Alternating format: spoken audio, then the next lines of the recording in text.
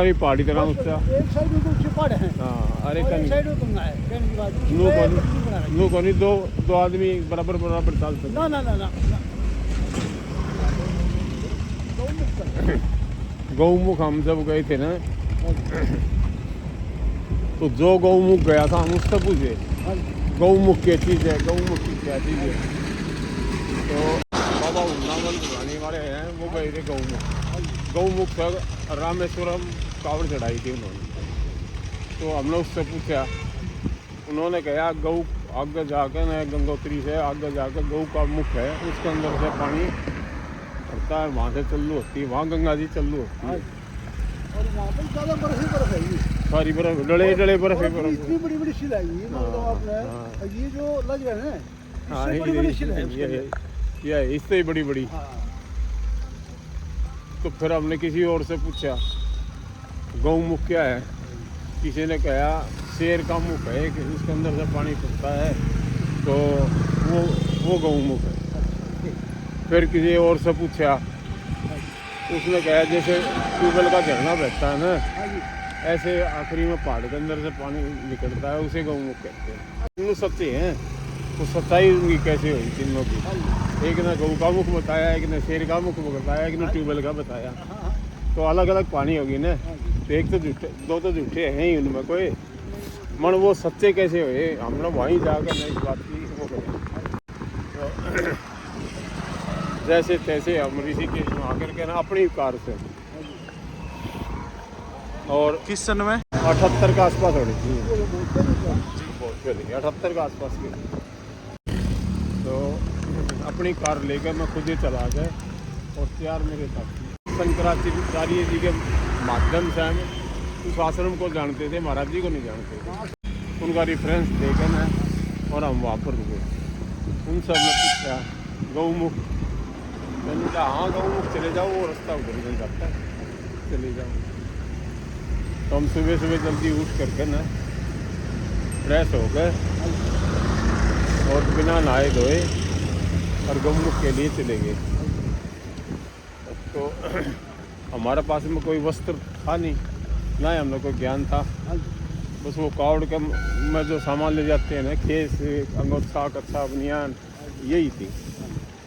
तो हम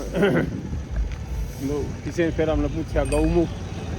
बाहर आके ना तो किसी ने बताया ये जो सफ़ेद चिन्ह लगा रखे हैं ना पत्थरों के तो इनको देखते हुए चले जाओ तो गंगा जी के साथ साथ जैसे तैसे वो उन पत्थरों का वो सफ़ेद पत्थर देखते हुए आराम चले गए हमने कोई यात्री नहीं मिला रास्ते में तो जब एंड आ गया गंगा जी का एंड आ गया और पहाड़ बर्फ का पहाड़ बहुत ज़बरदस्त पहाड़ बर्फीली पहाड़ी आगे जाने का कोई रास्ता नहीं था हम जब गए ना वो पानी या गंगा जल एक गंगा जल जो है ना ज़मीन के नीचे तो बड़ निकल गया था जैसे ये नाले जो ना और फ्लो हो जाए ज़मीन के नीचे से निकल जाए पहाड़ी के नीचे से हाँ तो एक महाराज मिले हमने वहाँ पर वो भी यात्री थे वहाँ रहने वाले नहीं थे तो महाराज मिले हमने महाराज भी मिले भी गौमुख मिला गौमुख यही है तो वहाँ ना ही तो कोई घास है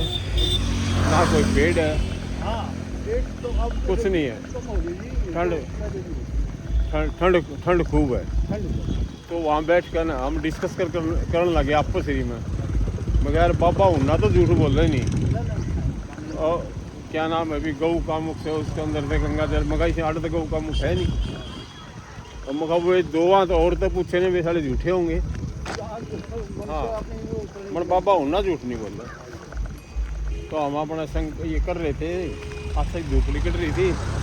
और क्या तो बोले गौमुख जो पानी जान निकल रहा ना हमने कराया वहाँ तक जाएंगे तो दूसरा नूला यार कदे साला झेरा हो तो मैं ही रह जा कदे और बर्फ पूरा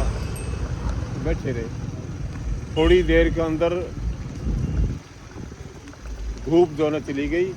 और बादल छाकर गड़ गड़ गड़ गड़ गड़ गड़ गड़ गड़ बारिश होने लगी ज़बरदस्त ज़बरदस्त होगा और वो बर्फ़ का हम वहाँ से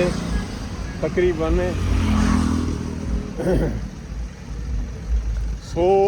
कदम पीछे बैठ के लोग डिस्कस कर रहे थे, तो वहाँ पर बैठ कर डिस्कस कर रहे थे ना। तो इतनी देर में वो पहाड़ जो है टूट करके ना हमारे पैरों तक आया ना, मर गए हम तो, मर गए वो पड़ गए। और तरीके मकान और आगे जाके बैठ जाते थे, मर जाते हम तो। और हमारा कंपनी चढ़ गई जी खूब।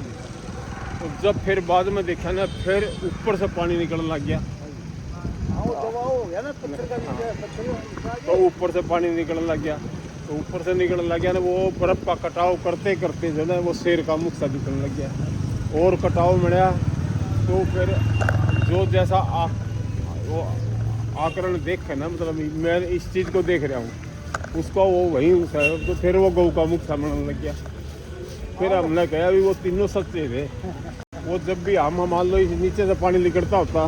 तो आराम से ले जाते, तो हम तो यही बताते। मानने लगा। तो जब वो आए होंगे तो जब उन्होंने ऐसा देखा होगा, हमारा बुरा हाल हो गया जी, बुरा हाल हो गया। नहाने लगे, पानी इतना ठंडा, बर्फ़ गर्म लगे। बर्फ़ तो ठीक थी और पानी इतना ठंडा। हम जो है गोडे गोडे पानी में घुसे और सबके में सुन हो गया। डोली ले रहे थे, डोली से एक एक डोली या दो डोली अपना सिर पर घेरे। तो जो उंगलियां से डोली पकड़ रखी थी ना, वो आप ठीक हो नहीं, हाँ, दूसरा हाथ से खोल दी। इतनी ठंड थी, इतनी ठंड थी जो मर गए भाई। और बारिश दे दलादर 10-20 कदम पीछा आए ना, तो एक महाराज जी जो है ना तपड़ लग रहे, और वो तपड़ के लग रहा और था भी क्या, सूखा पेड़ या जमींदारा रूप में झाड़ वगैरह कहते, उन्होंने वो गार्ड रखे और ऊपर घास फूस गिर रखा और बादल छा गए, अंधेरी सी रात होगी। फिर क्या हुआ जी, वो महाराज जी के पास हम बैठ गए, झोपड़ी सी में घुस गए हम चारों जने। महाराज जी मर गए, महाराज जी मर गए। मगर महाराज जी क्या साधन है, क्या बोला कोई साधन नहीं है, यहाँ कुछ नहीं है। और आप जो है ना, तो मगर मौसम खुलने का बोला 2 दिन भी नहीं खुला है, 3 दिन भी नहीं खुला है, भगवान की माया का क्या पता लगता है। तो मगर हम तो मर जाएंगे। बोला आप जैसे जहाँ से आए हो ना, थोड़ी दूर वहाँ चल के उल्टे हाथ को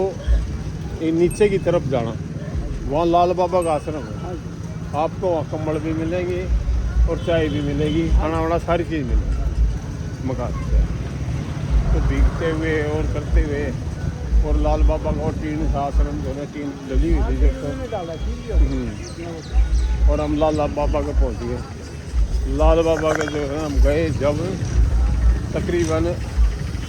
20-25 किलो का करीब चाय उबलने लग रही थी। जाते अच्छे लंबे लंबे स्टील पीतल के गिलास और भर भर कर हमारे को दिए, आँच के सामने बैठाया और बोला सारे कपड़े उतारो तुम और यहाँ रख दो, और ये लो 2 कंबल 4 कंबल और अंदर बढ़ जाओ। तो जो ना भाई हम वहाँ अंदर घुस गए, पड़े रहे। तो एक जने के बाथरूम की आदत हुई, वो बाहर निकला। बोले बाहर तो भाई साहब सूरज निकल रहा थे। मंगाए? बोले हाँ सूरज निकल रहा थे। हमने देखा वो सूरज निकल रहा था। फिर हम वहाँ से अपने वो कमल तो महाराज जी के तो ऐसे थे मूसा जी के गोमुख के दर्शन। हर हर महादेव।